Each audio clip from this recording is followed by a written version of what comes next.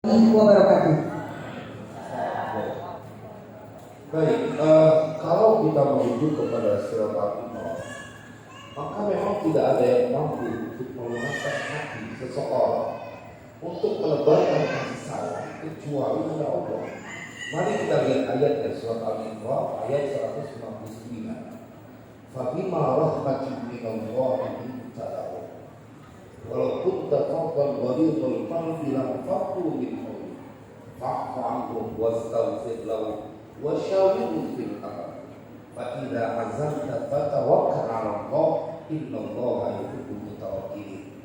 Saya akan jadikan ini sebagai rumus konkret buat para orang tua ketika diresahkan dengan begitu barbarnya dalam tanda kutip pergaulan remaja sekarang yang dulu kita tidak pernah dapatin, sehingga mereka tidak punya kasih sayang. Bahkan tadi sampai ke nomor satu, kayaknya membunuh bagian dari kebahagiaan mereka. Orang tua yang manapun jika ditanya, saya tidak menginginkan itu, Ustaz. Tetapi ternyata tidak cukup hanya saya tidak menginginkan itu. Saya sudah berpesan kepada anak saya, Ustaz, tetapi tidak cukup hanya saya sudah berpesan.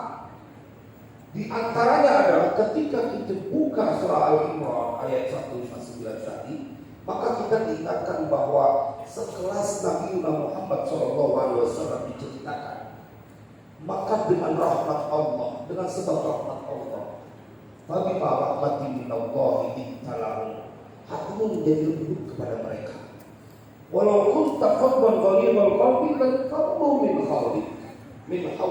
Kalau engkau menjadi orang yang keras dan kasar, niscaya mereka akan menjauh dari sekitarnya. Maka jemaah sekalian berbahagia, dari sini ada sebuah rumusan yang tidak bakal gagal. Bila engkau menginginkan anakmu terselamatkan, sama seperti tadi saya bilang, dilepas dimanapun, dalam keadaan barbar seperti apapun, bila anakmu sudah kau bekali dengan sebuah penjaga dari Allah, mereka tidak akan pernah terganggu dengan dimanapun mereka berada. Yang ada hanya pandangan kasih sayang. Bagaimana caranya? Ajarkan kasih sayang itu bukan hanya secara verbal, tetapi kau contohkan. Seorang ayah kemudian menunjukkan kasih sayang kepada anak. Kadang-kadang sekarang begini, orang tua merasa cukup, yang penting uang buat sekolah, buat jajan tidak ada. Ente lupa untuk melakukan, kalau bahasanya Mas Abu, personal touching. Jadi perlu kita mengajak berbicara kepada anak kita. Kita siapkan waktu kepada anak kita.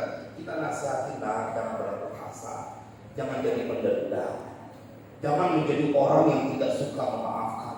Kalau ente mikirin dosa ente juga lebih banyak, dosa lebih banyak dibanding dengan dosa orang lain yang berbuat kesalahan pada ente. Tapi Allah masih maafin. Jadilah kau maaf. Lihat, fa'fu anhum wastaghfir lahum. Nabi diajarin oleh Allah, adabani Rabbi, Allah mengajarkan aku. Jemaah, karena itulah kemudian Nabi dipuji, wa innaka la'ala khuluqin 'azim. Maka jawaban konkretnya adalah jangan sepelekan masalah doa. Bungkus anakmu dengan doa. Setiap mereka keluar tidak cukup hanya pesan, tetapi titip kepada Allah, ya Allah berikan penjagaan untuk anak-anak. Itu dilakukan oleh ibunya Maryam.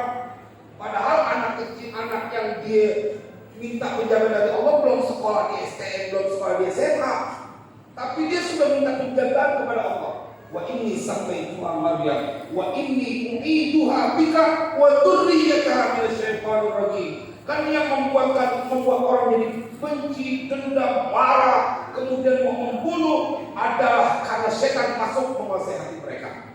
Maka bungkus mereka dengan penjagaan dari Allah, taruh di mana aja, mereka akan aman insya Allah. Nah, Kiai, kekerasan, rasa marah adalah potensi energi yang memang sengaja dititipkan Allah di dalam diri kita. Kita tahu pada realitasnya ternyata tidak mudah untuk bisa menekan rasa marah. Bahkan dalam dunia kedokteran atau psikologi ada yang disebut dengan pelepasan. Lepaskan rasa marah. Ketika ditahan, muncullah begitu banyak penyakit, salah satunya adalah hipertensi dan lain sebagainya. Nah, artinya mungkinkah manusia akan menjadi orang yang sangat tenang sementara potensi itu masih ada dalam diri kita? Yang dibahas atau yang ditanya oleh Mas Abu persis dibahas oleh Imam Ghazali dalam Kimia Sa'adah. Ente jangan bunuh habis kemarahan itu, karena akan berbahaya. Maka Imam Ghazali menyebutkan bahwa Hatimu adalah panglimanya, amarah itu adalah pasukannya. Kalau pasukan tentara udah nurut sama panglima, maka bila hatimu menjadi kolbun sabi, maka engkau bisa menjadikan amarahmu itu berpotensi kepada pahala. Contoh, bila agamamu dihina, kau wajib marah. Jangan kau bunuh habis marahmu. Jiwa pemarahmu harus kau timbulkan saat kau punya keluarga diusik oleh orang lain yang akan mengancam mereka. Kau jadi suami melindungi istri dan anak-anakmu. Jangan kau hilangkan amarahmu, tapi gunakan amarahmu di waktu yang tepat. Maka itu di dalam Al-Quran Allah ceritakan mereka yang pernah berhaji pernah mendapatkan langsung pelajaran dari Allah. Al-Hajju asyurun ma'lumat. Faman farada fihi al-hajja fala rafatha wala fusuqa wala jidala fil hajj. Diajarkan langsung oleh Allah. Karena bila engkau mampu menguasai itu, kau menjadi orang yang bisa menebarkan kemanfaatan. Jadi amarah itu tidak selamanya membawa kepada masalah yang negatif. Enggak. Karena itu adalah sebuah potensi yang ada pada diri manusia. Jangan kau simpan amarahmu atau kau habiskan tidak punya sifat amarah. Jangan. Amarah itu harus ada karena waktunya kau perlu menggunakan amarah itu. Saat engkau melihat nabimu dihina, saat itu kau harus marah. Saat agamamu dihina, kau harus marah. Saat negara kesatuan Republik Indonesia dirongrong, maka engkau warga Indonesia, rakyat Indonesia, ledakkan amarahmu untuk membela tanah air kita. Allah Akbar.